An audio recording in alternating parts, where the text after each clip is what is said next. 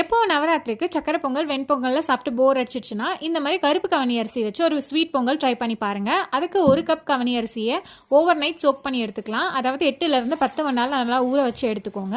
அதை ஒரு குக்கரில் ட்ரான்ஸ்ஃபர் பண்ணிக்கலாம். 5 கப்பு தண்ணி ஆட் பண்ணிக்கோங்க. மோஸ்ட்டாக ஊற வச்ச தண்ணியே நிறைய இருக்கும், அதையே ஆட் பண்ணிக்கோங்க. ஒரு பிஞ்சு சால்ட் ஆட் பண்ணி குக்கரை க்ளோஸ் பண்ணி ஒரு 10லேருந்து 12 விசில் வச்சு நல்லா குழைய வேக வச்சு எடுத்துக்கோங்க.